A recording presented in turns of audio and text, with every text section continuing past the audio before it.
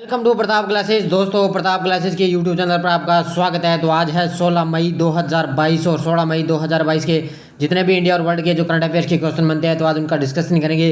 पूरा वीडियो ध्यान से देखना और लास्ट में आपसे क्वेश्चन पूछूंगा जिसका जवाब आपको कमेंट बॉक्स में देना होगा।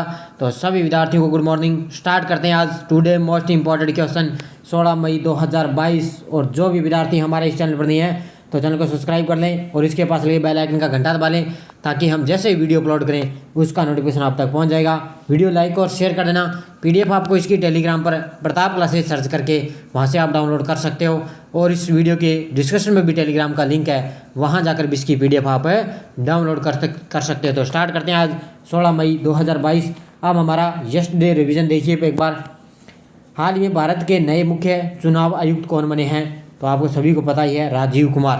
कौन बन चुके हैं? अभी भारत के नए मुख्य चुनाव आयुक्त बन चुके हैं राजीव कुमार। हाल ही में किस भारतीय वास्तुकार को रॉयल गोल्ड मेडल 2022 से सम्मानित किया गया है? बालकृष्ण दोषी को। किसको किया गया है? भारतीय वास्तुकार रॉयल गोल्ड मेडल 2022 से सम्मानित किया गया है बालकृष्ण दोषी। हाल ही में एयर इंडिया के नए एमडी और सीईओ के रूप में किसे नियुक्त किया गया है? कैंपबेल विल्सन को। किसको? एयर इंडिया के नए एमडी और सीईओ के रूप में नामित किया गया है कैंपबेल विल्सन को। आगे देखो, हाल ही में राखीगढ़ी में 5000 साल पुरानी ज्वेलरी फैक्ट्री मिली है। राखीगढ़ी हड़प्पा स्थल किस राज्य में है? तो ध्यान रखना, हरियाणा में। तो अभी थोड़ा चर्चा में है क्योंकि यहाँ पर 5 साल पुरानी ज्वेलरी फैक्ट्री मिली है और राखीगढ़ी कहाँ पर है? हरियाणा में। हाल ही में एप्पल को पछाड़कर दुनिया की सबसे मूल्यवान कंपनी कौन बन चुकी है? अरामको। कौन बन चुकी है? अरामको। हाल ही में रेलटेल ने कितने स्टेशनों पर पीएम वानी वाईफाई योजना शुरू की है? तो ध्यान रखना, 100 रेलवे स्टेशनों पर क्या है? रेलटेल ने पीएम वानी वाईफाई योजना शुरू की है। तो ये था हमारा यस्टरडे रिवीजन। स्टार्ट करते हैं आज का करंट। तो पहला क्वेश्चन देखिए, हाल ही में तीरंदाजी एशिया कप 2022 में भारत ने कुल कितने पदक जीते हैं? तो तीरंदाजी एशिया कप 2022 में भारत ने जीते हैं कुल कितने पदक है? 14 पदक इसमें जीते हैं। तो अच्छी तरह से पढ़ लेना क्वेश्चनों को। देखो मुख्य देते हैं, भारतीय तीरंदाजी ने इराक के सुलेमानिया निहर में आयोजित एशिया कप 2022 स्टेज 2 में कुल 14 पदक जीते। इसमें से 8 स्वर्ण पदक, 4 रजत और 2 कांस्य पदक इसमें शामिल है। महिला तीरंदाजों में प्रनीत कौर, अदिति स्वामी और साक्षी चौधरी ने भारत का पहला स्वर्ण पदक जीता। अब ध्यान रखना, महिला में आप पढ़ लेना अच्छी तरह से। और पुरुषों में क्या है? प्रथमेश भुगे, ऋषभ यादव और जवकार समाधान की पुरुष टीम ने क्या है? भारत के लिए दूसरा स्वर्ण पदक है जीता है। तो महिलाओं में पहला स्वर्ण पदक जीता है किसने? प्रनीत कौर, अदिति स्वामी और साक्षी चौधरी, इन्होंने पहला स्वर्ण पदक है जीता है। तो ये जो नाम है ना 2-3, ये अच्छी तरह से पढ़ लेना। अब जो कांस्टेबल के एग्जाम चल रहे हैं उनमें ये क्वेश्चन पूछा गया, इस तरह के क्वेश्चन आपको कल मैंने स्क्रीनशॉट डाल दिए, एग्जाम में देख लेना। वहाँ पे जो क्वेश्चन आए हैं इंडिया करंट के, मैंने जो पीडीएफ दी है मार्च के महीने से ज़्यादा करंट का पूछे जा रहे हैं। तो मार्च के महीने में जितना भी मैंने करवाया अच्छी तरह से पढ़ लेना। पीडीएफ में मैंने उपलब्ध करवाए, वहाँ से क्वेश्चन आपको देखने को मिले हैं राजस्थान पुलिस में। अगला देखो, हाल ही में किस राज्य ने चारा बिजाई योजना शुरू की है? हाल ही में किस राज्य ने चारा बिजाई योजना शुरू की है? ये की है हरियाणा की राज्य सरकार ने। देखो मुख्य तथ्य, हरियाणा के कृषि मंत्री हैं जयप्रकाश दलाल ने चारा बिजाई योजना शुरू की है। कृषि मंत्री कौन है? जयप्रकाश दलाल। यह योजना गौशाला को चारा देने और आपूर्ति करने वाले किसानों को 10,000 रुपये प्रति एकड़ की वित्तीय सहायता प्रदान करने के लिए शुरू की गई है। तो ये ज़्यादा आपके लिए खास नहीं है, बस इतना आप ध्यान रखना भी चारा बिजाई योजना किसने शुरू की है? हरियाणा ने। अगला क्वेश्चन देखो, हाल ही में फोर्ब्स की सबसे ज़्यादा कमाई करने वाले एथलीटों की सूची में सबसे टॉप पर कौन रहा है? तो ध्यान रखना, लियोनेल मेसी। ऑप्शन नंबर 1 यहाँ पे राइट आंसर हो जाएगा। फोर्ब्स की सबसे ज़्यादा कमाई करने वाले एथलीटों की सूची में सबसे टॉप पर आया है लियोनेल मेसी। और 2 नंबर पे पूछे तो कौन है? लेब्रॉन जेम्स 2 नंबर पे, क्रिस्टियानो रोनाल्डो 3 नंबर पे और नीरोर है 4 नंबर पे। तो ये मैंने आपको क्रम अच्छी तरह से दे दिया, अच्छी तरह से इसको पढ़ लेना। देखो मुख्य तथ्य हैं, लियोनेल मेसी ने 130 मिलियन अमेरिकी डॉलर की आय के साथ क्या है? हाईएस्ट पेड एथलीट 2022 के प्रथम स्थान हासिल किया है 130 मिलियन अमेरिकी डॉलर में। इसके बाद बास्केट खिलाड़ी हैं लेब्रॉन जेम्स, उन्होंने 121 मिलियन अमेरिकी डॉलर के साथ तीसरा स्थान। और उसके बाद में देखो क्रिस्टियानो रोनाल्डो ने 115 मिलियन डॉलर के साथ तीसरा स्थान है हासिल किया। तो इन्हें 121, 115 और उसने 130, लियोनेल मेसी ने प्रथम स्थान हासिल किया है।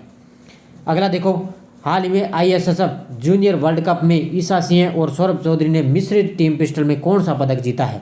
तो अभी आईएसएसएफ जूनियर वर्ल्ड कप में ईशा सिंह और सौरभ चौधरी ने मिश्रित में जीता है कौन सा जीता है, स्वर्ण पदक किसने जीता है। देखो भारतीय पिस्टल जोड़ी है ईशा सिंह और सौरभ चौधरी ने जर्मनी के सुहेल में international shooting sports federation junior विश्व कप में मिस्री टीम का स्वर्ण पदक जीता। कुल मिलाकर इसमें भारत ने 4 स्वर्ण सहित 10 पदक इसमें टोटल है जीते हैं। तो कुल चार स्वर्ण सहित इसमें क्या है, 10 पदक भारत ने जीते हैं। अच्छी तरह से पढ़ लेना क्वेश्चनों को। अगला देखो, हाल में इटालियन कप 2022 का खिताब किस टीम ने जीता है। इटालियन, तो ध्यान रखना इंटर मिलान, ई का मतलब इटालियन इंटर मिलान, बस ऐसे याद रखना। इटालियन कप इंटर मिलान, तो ये जीता है इटालियन इंटर मिलान ने। इसने क्या है, यूवेंटस को हराया है। किसको हराया है, यूवेंटस को। देखो इंटर मिलान ने अतिरिक्त समय तक खींचे फाइनल में यूवेंटस को 4-2 से हराकर इटालियन कप फुटबॉल प्रतियोगिता का खिताब जीता है। और इसमें इवान पेरिसिच ने इंटर की तरफ से अतिरिक्त समय में 2 गोल किए हैं। तो इसको आप ध्यान रखना भी, इंटर मिलान ने इटालियन ओपन का खिताब जीता है। अगला देखो, हाल में किसने उत्कर्ष समारोह को संबोधित किया है। हाल ही में किसने उत्कर्ष समारोह को संबोधित किया है, तो हमारे देश के प्रधानमंत्री मोदी जी के द्वारा उत्कर्ष समारोह को संबोधित किया है। देखो प्रधानमंत्री ने भरूच में उत्कर्ष समारोह को संबोधित किया है।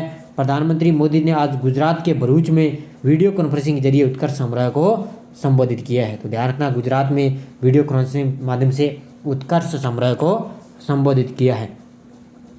नेक्स्ट क्वेश्चन देखो, हाल में कौन सी अभिनेत्री लग्जरी ब्रांड लुइस वुइटन की पहली भारतीय ब्रांड एम्बेसडर बन चुकी है। भी कौन सी अभिनेत्री लग्जरी ब्रांड लुइस वुइटन की पहली भारतीय ब्रांड एम्बेसडर बन चुकी है, वो बन चुकी है दीपिका पादुकोण। कौन बन चुकी है, option number c Deepika Padukone.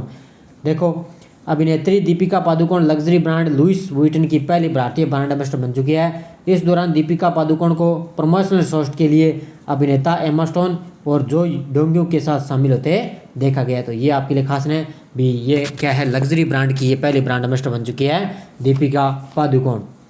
अगला देखो, हाल में विश्व प्रवासी पक्षी दिवस 2022 कब बनाया गया है, तो ये बनाया गया है 14 मई को। कब बनाया गया है, विश्व प्रवासी पक्षी दिवस 2022 बनाया गया है 14 मई को। देखो विश्व प्रवासी पक्षी साल 2006 में इसकी शुरुआत के बाद से ये वर्ष में 2 बार मनाया जाता है। अंतर्राष्ट्रीय प्रवासी पक्षी दिवस 14 मई और 8 अक्टूबर 2022 को ये मनाया जाता है। तो एक ध्यान रखना, 14 मई को और एक 8 अक्टूबर को ये मनाया जाता है। 2006 से इसकी शुरुआत हुई। इस बार यानी इसकी थीम क्या है, भी प्रकाश प्रदूषण पर केंद्रित है। इसकी थीम क्या है, यह विषय प्रकाश प्रदूषण पर इसकी केंद्रित है, इसका मुख्य विषय रहा है। अगला देखो, हाल में भारतीय उद्योग परिसंघ का अध्यक्ष किसे नियुक्त किया गया है, तो भारतीय उद्योग परिसंघ का अध्यक्ष नियुक्त किया गया है संजीव बजाज को। किसको नियुक्त किया गया है, संजीव बजाज को। और ये नियुक्त किसकी जगह लेंगे, टीवी नरेंद्र की जगह लेंगे। देखो मुख्य तथ्य, बजाज फिनर्जर्स लिमिटेड के अध्यक्ष संजीव बजाज ने 22-23 के लिए भारतीय उद्योग परिसंघ के अध्यक्ष का पदभार ग्रहण किया है। वे टाटा स्टील के सीईओ कौन है, टीवी नरेंद्र की जगह लेंगे। तो टाटा स्टील के सीईओ कौन है, टीवी नरेंद्र की जगह लेंगे। अब भारतीय उद्योग परिसंघ की स्थापना कब हुई, 1895। भारतीय उद्योग परिसंघ का मुख्यालय कहाँ पर है, नई दिल्ली भारत। और इसके महानिदेशक कौन है, चंद्रजीत सिंह बनर्जी। कौन है, भारतीय उद्योग परिसंघ के महानिदेशक कौन है, चंद्रजीत बनर्जी। और इसके नए अध्यक्ष नियुक्त किए गए हैं संजीव बजाज को।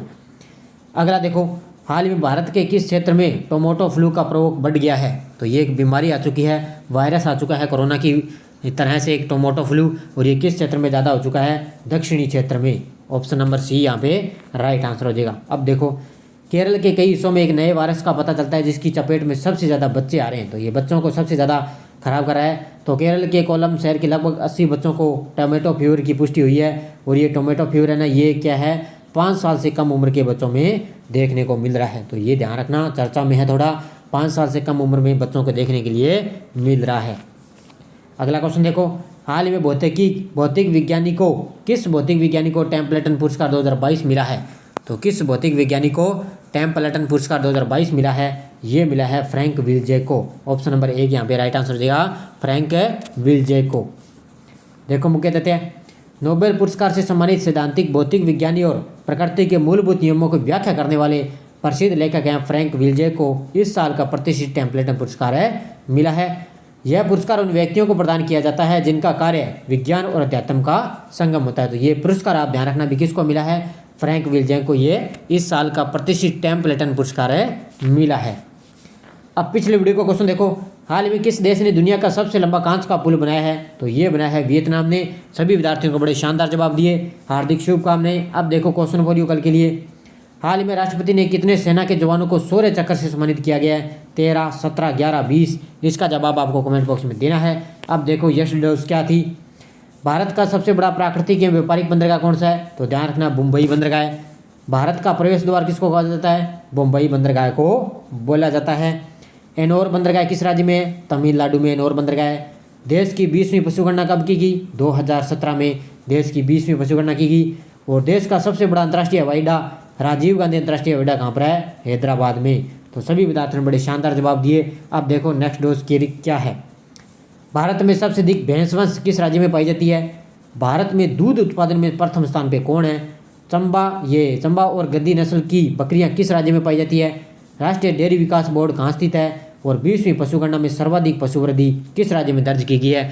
ये आपको 500 के 500 जवाब देने हैं। और जाते जाते वीडियो को शेयर कर देना। और जिस विद्यार्थी को इंडिया और राजस्थान की PDF चाहिए तो ध्यान रखना 8239355343 ये मेरा नंबर है। इस नंबर पे आपको कोई भी PDF चाहिए 30 रुपये आपको पे करने हैं। राजस्थान की 2021 की चाहिए, जनवरी से लेकर अप्रैल 2022 तक चाहिए। राजस्थान की करंट बहुत ही जरूरी है आपके लिए। क्वेश्चन आपका बाहर वहाँ से नहीं जाएगा। अभी राजस्थान पुलिस में देख लो, और मैंने जो इंडिया करंट करवाया है उसमें भी आपको PDF उपलब्ध करवाई है, उससे क्वेश्चन भी आपका बाहर है नहीं गया है। तो ये आप PDF खरीद सकते हो, अपनी तैयारी आपकी मजबूत हो जाएगी। और डेली मेरी ये क्लास मिलती है 10 मिनट की। कोई 1-1 घंटे की क्लास लेता है तो उसमें आपको कोई समय बर्बाद होता है ये कि, लेकिन मेरी डेली आपको 10-12 मिनट की ये क्लास मिलती है। और क्वेश्चन आपको यहाँ से बाहर देखने को नहीं मिलेगा, क्योंकि अभी आपको कल मैंने टेलीग्राम पर उपलब्ध करवा दिया है भी कौन कौन से क्वेश्चन आ रहे हैं। अभी ऐसे आपको PDF में मैंने स्क्रीनशॉट भी डाल दिए भी ये क्वेश्चन मैंने करवाए हैं और वो एग्जाम में आए हैं। तो इंडिया करंट से क्वेश्चन आपका बाहर एक भी नहीं जाएगा।